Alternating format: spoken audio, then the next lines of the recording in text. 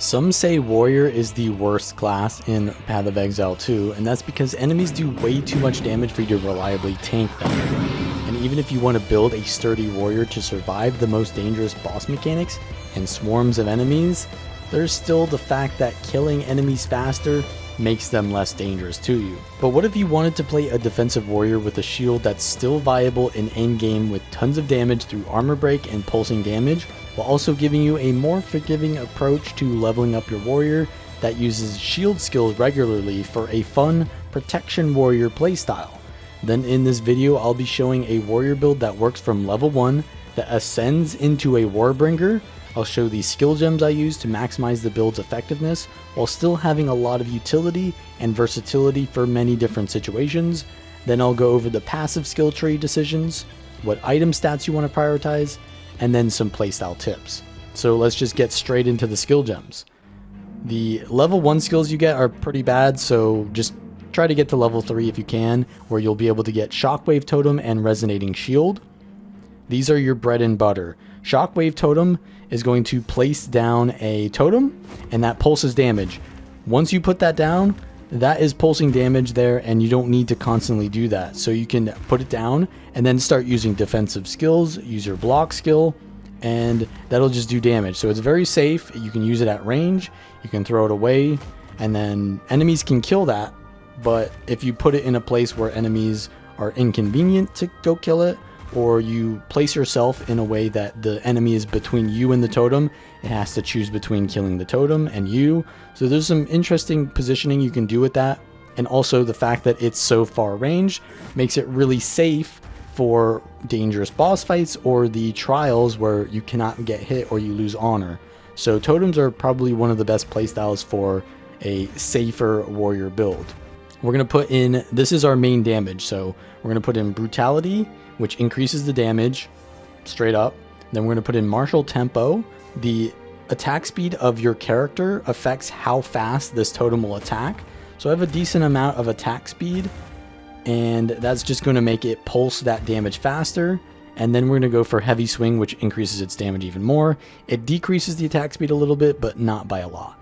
And then we've got Resonating Shield. So this is like your shield block, but it's going to do a pulsing shockwave around you while you're blocking. So you're blocking attacks, but you're also applying armor break while you're doing this. And this costs mana every second that you do it. So you don't want to level this up too much. You want to keep it kind of behind so that you can maintain your mana. But another thing that Resonating Shield is really good at is it's a animation cancel. So there's dodging can animation cancel, but also Resonating Shield can animation cancel. Now later on down the line, you're going to get Ancestral Warrior Totem. So don't worry about this right now. But essentially what it does is it will summon a totem, and then that will use one of your mace skills. And we're going to be using Sunder with that skill. If you put multiple mace skills in there, then it's going to cast one and then cast the other. So you only want to put one in there. And then we're going to increase the damage of that by adding additional fissures. So what Sunder does is it will do a massive fissure like this, and it only does one. But when we add in Upheaval, then it does 3 fissures. And when you're getting swarmed by tons of enemies, you want to use the Ancestral Warrior Totem, and then it will create all those fissures, and then they shockwave, and if all of them are grouped up on top of you, then it just blasts them all with multiple shockwaves on top of each other. And the good thing is that the Warrior Totem, when you cast it, it's way faster than the actual Sunder cast time.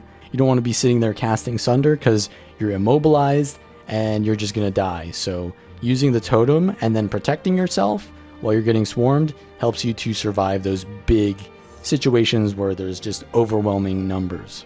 Shield Charge is going to be one of your bread and butter skills early on because it's a lot of mobility. It does decent damage early on, but later on it lacks damage because it doesn't scale as well. So what I've gone for is Overpower. So when you hit the target with your Shield Bash, it gives a lot of stun, and that helps you to get Devastate, which will fully break the armor of your enemy. So we get this really fast if we can break them with the Heavy Stun early on with the Shield Charge. And then we've also got Culling Strike, which is really interesting because it doesn't do that much damage, But when mobs or bosses get really low and you're running out of steam, so you don't want to summon another totem because they take a little bit of time to do their damage. You want to just finish off that boss. So when they get below 10% on a rare mob, you can use the shield bash and that will just straight up kill them.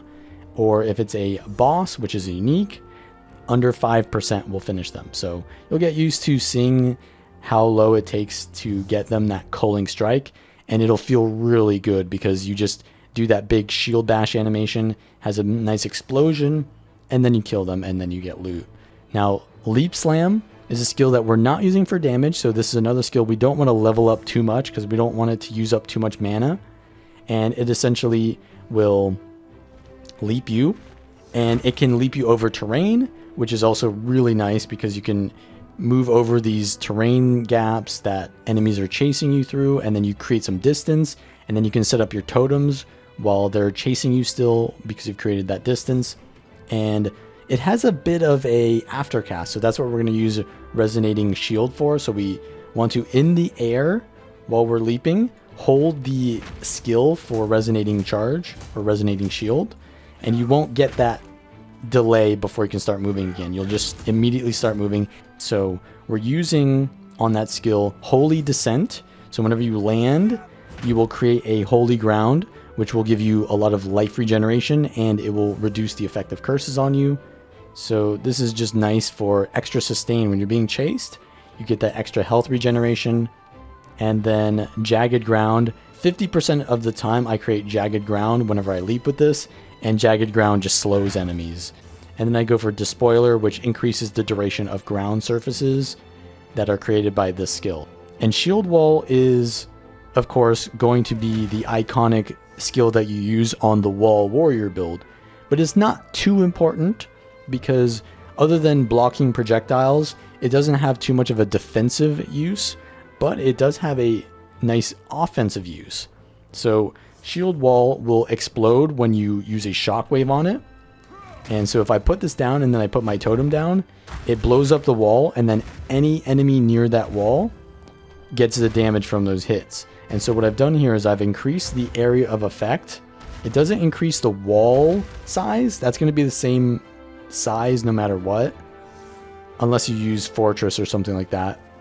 But the explosions are going to be larger. I've also got concentrated effect, so it makes the area damage less. So we've made up for that by making it more damage, but also less effect. But we've got more area of effect here so that it generally hits. And then Physical Mastery to increase the damage that it does by increasing the base damage. Now, this is also really important to combine with your Ancestral Warrior Totem, because the Warrior Totem can break your shield wall. So if you cast a shield wall after using the Ancestral Totem, it will do the Sunder attack, and the Sunder attack can count that shield wall as creating a shockwave. So you do the shockwave into your shield wall, and it does a massive burst of AoE around you. So when enemies are chasing you, you're getting swarmed, you put down the totem, and then you shield wall, and it does a huge burst. And then we have another heavy burst skill with Hammer of the Gods. This scales with your weapon damage, so it's better to use it with a two-handed weapon, but I use it with a one-handed weapon because it still does good damage. You could do some weapon swapping shenanigans there as well with a two-hander, but I will show you later what I weapon swap with two one-handers. But this will do a lot of damage and have a long delay. And what we've got here is Fist of War, which makes it do more damage every 6 seconds. It'll get ancestrally boosted. You can see the red thing around it. That just makes it do more damage and have a wider AoE. And then we've got Exploit Weakness, which will consume Armor Break to deal 50% more damage on the skill. And we can combine that with the Devastate from Shield Charge to do a heavy burst combo. If we know that they're about to get a heavy stun, we can precast the Hammer of the Gods, and then we can shield charge in, break them, get the full armor break, and then it will consume that, and then we'll get the armor break again if it doesn't just die straight up from that combo. And then if that hits for a lot of damage, it will also give a bleeding for a lot of damage, because bleeding has a scaling on how much damage the hit does that applies the bleed. It's got a 50% chance. We're not really investing too much into bleeding, so if you want to put something else there, that's fine too. And then we've got the spirit skills, Overwhelming Presence, which gives you increased stun, and then Time of Need, which will heal you and remove curses and elemental ailments periodically. And we can just level these up and they'll give us passive benefits, which you don't really have to think about. I put in fast forward so that the cleanse happens faster, and then clarity because this build does use a decent amount of mana. You can go for the, I believe it's this one, Blood Magic, to essentially remove your mana, and then all of your mana costs are converted into life costs. But it's a little bit out of the way for me at the moment, and so I'm instead going for mana. And I feel that it's really nice to be able to use your mana resource because you've got those mana flasks anyways, and they're going to waste if you don't use them. So I feel like it's nice to be able to use that resource. But if you didn't want to manage that resource, then I could see you going for that. But I've also got Vitality in there as well. So just a lot of passive healing and mana regeneration. For the passives, I went into the Armor Break from Warbringer. It makes all of your attacks give Armor Break. So you're going to get Armor Break basically for free. And you're also going to get extra Armor Break below 0. So you're going to remove all of their damage mitigation. And then you're going to add damage modifiers on top of that to allow your totems to do a lot of damage. Because it scales with physical damage, which your totems are. Then for leveling, I go for all the defensive stuff at the start. So armor, health regen, and some block chance. Then we go over here to get some area of effect for attacks. We get some totem synergy here. I don't go for the totem life or the resistances on the totems because I feel that the totems, if they're going to be focused, then they're going to die anyways, no matter what you give them. So you're just going to hope that positioning or basically peeling or stunning enemies prevents your totems from dying. And then they only last for 12 seconds anyways, so keeping them alive doesn't give you that much value. So just go for damage and summoning speed on your totems here. And then we go over here for attack speed, which is nice for the totems to attack faster. I go for some armor break and physical damage over here. Block chance. We need some defense still. And then there's, of course, attack speed over here. And then from there, we want to go all the way over here, go straight for the second totems. So we go for these totems first, and then the second totems are over here. Don't go for the totem life here. You can go for a little bit of extra life regen for yourself while you have a totem out, and that's going to force you to get this totem life, but generally just get all this stuff. This also gives you an extra limit to your totem summoned. So when you have this, you can have 2 totems out, and that'll allow you to do a lot more damage because you can summon 2 totems. But then we'll also go over here afterwards and go for this, which does the exact same thing and will allow you to have an extra limit. So you can have 3 totems out, and it'll also give you a 20% chance to summon 2 totems. So generally when you summon totems, I'll just summon 2. I'll do 2 casts because there's a chance that you'll get a double. And so if you triple cast, then you're likely going to overcap your totems. So only cast 2 totems at a time. And then I went over here to increase the area attack damage, which includes our totems, and the area of effect for them so that they have a wider radius and can hit more enemies because they don't move. So you want to put them in a good spot, but also they can sometimes just cleave everything around because they just create such a huge area. And then after that, you can go into here for the extra strength. Strength is going to give you life, which is nice for keeping your health pool high, and the extra block chance. And then we want to go over here for 60% increased damage to enemies with fully broken armor, which is pretty huge because we can break their armor very fast with how much damage we do. Then after that, we can go here for brute strength. And from there are some options where you can go for more defense, but armor's not too valuable once we get to a certain point. So you can go up here for blood magic at this point because then we'll have a lot of health regen by then and a lot of health, but I haven't really gotten to that point yet, so I don't know where I'm going at that point. If you get more than 4 ascendancy points, you've got 2 options where you can start, but you're going to get both eventually. So you can go for the ancestral spirits first, or the extra block from your shield, which ignores the shield's original block chance. So you can go for a shield that essentially has very low block chance, and it will just give you 40% chance no matter what, and you can get extra value and stats as a result of that. And then you can go for the ancestral spirits, which will summon a bunch of different spirit animals, which will essentially desummon when that totem dies. So they're not amazing, but they're extra clutter on the screen for enemies to block projectiles with, and they can give you really good buffs sometimes, like the turtle gives you extra block chance. But other than that, it's very RNG, and not always do you get the summon that you want. So if you're not into that, then I'd go for the block chance first and then go for the summons. But the summons are kind of cool, and I'd probably go for those first. Now for the item stats, we don't need to go for too much offensive stats, which is nice because we can afford to go for more defensive stats. But most of our damage is going to come from the passive tree and from the level of our skills.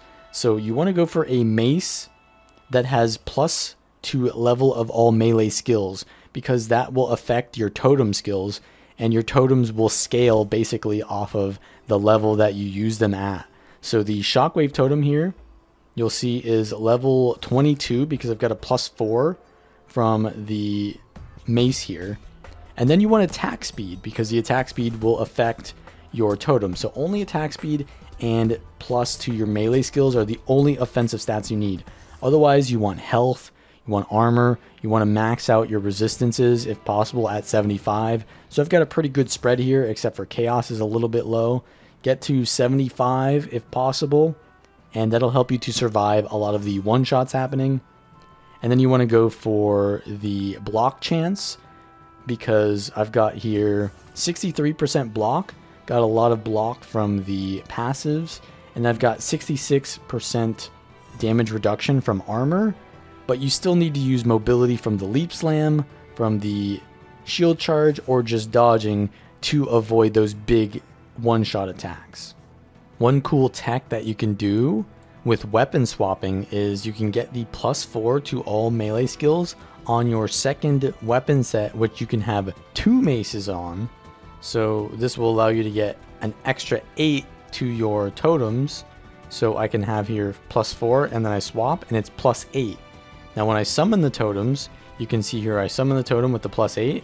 It summoned 2 randomly, but then I swap weapon, and you can see I've got an extra totem. It doesn't stack with these totems. If I had used the same totem, it would have been all together, and it would have said 3 instead of 2 and then 1. So we know that there is a difference in the totems based on what I summon them, and it doesn't change it automatically based on my weapon. So it does snapshot their level, but it doesn't snapshot the attack speed. So if you're going to use the totems on the double weapon set and then swap to your shield to block, you're going to want the attack speed there. But one thing that is really important is you want to automatically weapon swap when you're summoning those totems. So you want to click this little arrow here, and you want to set it to 2 so that you'll always use your totems in the second weapon set. And so if I'm in my shield and then I want to use a totem, it'll automatically weapon swap, and then it'll summon the totem. And then you can put all of your skills that require your shield to automatically swap to your first weapon set or your shield weapon set. And so whenever you need to block, it'll automatically swap your weapon back, and then you're fine. And you can put the leap skills and stuff like that to be usable in both weapon sets, because it does have a little bit of a delay. So you want to be able to leap in both weapon sets without the delay of swapping weapon. And when you do this, you're going to increase the mana cost greatly. So the totem here costs 268 mana, and that's a lot of my mana pool. So that's why it's important to have life tap on your ancestral warrior totem. So I generally use one of both, and then we've got a decent diversity there. And if I really wanted to, I could use 2 of the shockwave totem and then just use my flask. And when you're in those cramped spaces like the ritual altars or maps that don't have a lot of open space, you want to be using the leap slam to get out of those situations where the enemies just drop an AoE down. You can't really see it. You got to be moving constantly, but summoning totems constantly in the center, not on top of yourself, because they'll just get cleaved with you. So just keep leap slamming all over the place. using that resonating shield to cancel the animation so that you don't get killed at the end of the animation. And when you've got a little bit of breathing room, use that totem and you should be fine in a lot of these maps. And when you're against a boss, all you need to do is put down your totem, stay at a distance. If you see that you can stun it, go in for the shield bash, or if you can finish it off, go in for the shield bash, and then drop the hammer of the gods when you've got the armor break going on. And that's generally how the build works. So if you like this content, then be sure to like the video, subscribe if you want to see more fun and effective builds for Path of Exile 2, and I will see you all next time.